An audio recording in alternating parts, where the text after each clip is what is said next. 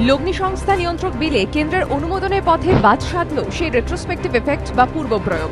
গত 30 এপ্রিল বিধানসভায় পাশ হয় West Bengal protection of depositor in financial establishment bill 2013। 5ই মে দিল্লি বিমানবন্দরে রাজ্যপালকে দিয়ে সই করানো হয় বিলে। পরে তা পাঠানো হয় কেন্দ্রের অনুমোদনের জন্য। কিন্তু মাসখানেক কেন্দ্রের কাছে বিলটি পড়ে থাকায় অসন্তোষ প্রকাশ করেন মুখ্যমন্ত্রী। 4 জুন দিল্লি গিয়ে দরবার করেন অর্থমন্ত্রী অমিত মিত্র। কিন্তু বিলের রেট্রোস্পেক্টিভ এফেক্ট বা পূর্ব প্রয়োগের অংশের সংবিধান সম্মত সংশোধনী চেয়ে বিলটি বৃহস্পতিবার ফেরত পাঠালো কেন্দ্র। পাশাপাশি রাজ্যের কাছে কেন্দ্র ব্যাখ্যা চেয়েছে বিলে ঠিক কত সাল থেকে রেট্রোস্পেক্টিভ এফেক্ট চাইছে রাজ্য সরকার, তার কারণ কি। পাশাপাশি কেন্দ্র জানিয়েছে এই ব্যাখ্যা না দিয়ে বিলে রেট্রোস্পেক্টিভ এফেক্ট চাওয়া অসাংবিধানিক। বৃহস্পতিবারই বিলটি রাজ্যপালের কাছে এসেছে। তিনি বিলটি পাঠিয়ে দিয়েছেন মহাকরণে। বিলে রেট্রোস্পেক্টিভ এফেক্ট থাকলে ঠিক কি হবে? সাধারণত রাষ্ট্রপতি বিলে সই করার পর তা আইনে পরিণত হয়। তারপর যেসব অপরাধ সংঘটিত হয় তা সেই আইনের আওতায় আসে। কিন্তু বিলে রেট্রোস্পেক্টিভ এফেক্ট বা পূর্ব প্রয়োগের সংস্থান থাকলে তা আইনে পরিণত হওয়ার আগে যে অপরাধ সংঘটিত হয়েছে তার বিচারও ওই আইনে করা সম্ভব। বিলের রেট্রোস্পেক্টিভ অংশ ঘিরে বিতর্ক শুরু হয়েছে আগে। 30 এপ্রিল বিধানসভায় বিল পাশের পরই বামেরা অভিযোগ করে বিলে পূর্ব প্রয়োগের সংস্থান সংবিধান বিরোধী।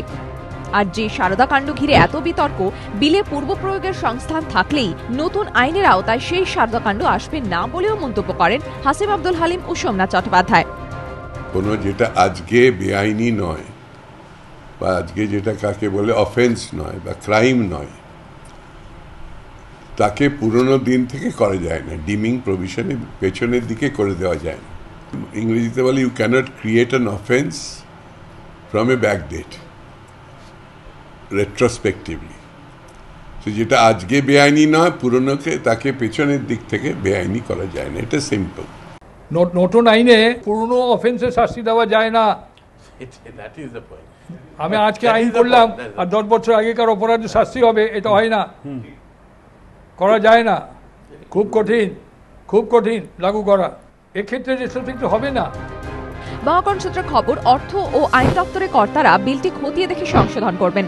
অন্যদিকে বামেদের বিল ফেরত আসা নিয়ে একাধিকবার কটাক্ষ করেছে শাসক শিবির। কিন্তু এবার তড়িঘড়ি অনুমোদনের জন্য পাঠানো সত্ত্বেও নতুন সরকারের বিল ফেরত আসা নিয়েও প্রশ্ন তুলছে বিভিন্ন মহল। সুমন ভরার রিপোর্ট, এবিপি আনন্দ, কলকাতা।